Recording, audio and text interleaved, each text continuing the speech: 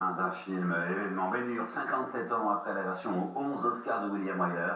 C'est Jack Huston, acteur britannique de 33 ans, qui prend les rênes. La recette de ce péplum biblique n'a pas pris une ride, une histoire de vengeance, enrobée de courses de chars bien sûr, et de batailles navales spectaculaires, Bertrand Nord.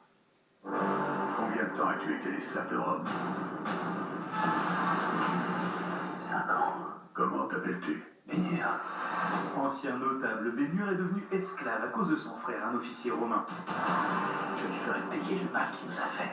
Film épique et d'époque, Ben-Hur est la 6e adaptation du roman de Lewis Wallace, la plus célèbre étant sans aucun doute celle de 1959 avec Charlton Heston dans le rôle titre.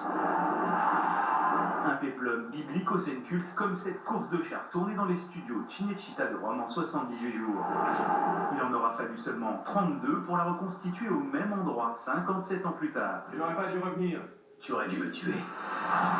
Si les nouvelles technologies permettent d'utiliser des effets numériques, les acteurs, Jack Huston en tête, ont quand même réellement piloté des chars.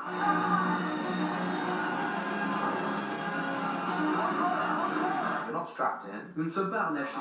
Et heureusement, parce qu'en cas d'accident, on ne veut surtout pas être attaché.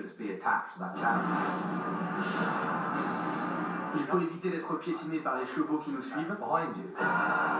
C'est extrêmement grisant.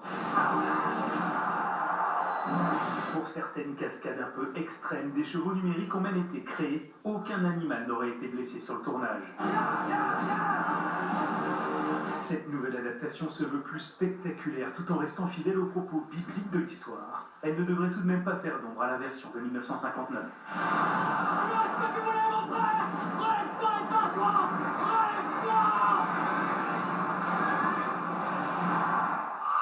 Impressionnant. C'était le journal de la rédaction. Merci à tous de l'avoir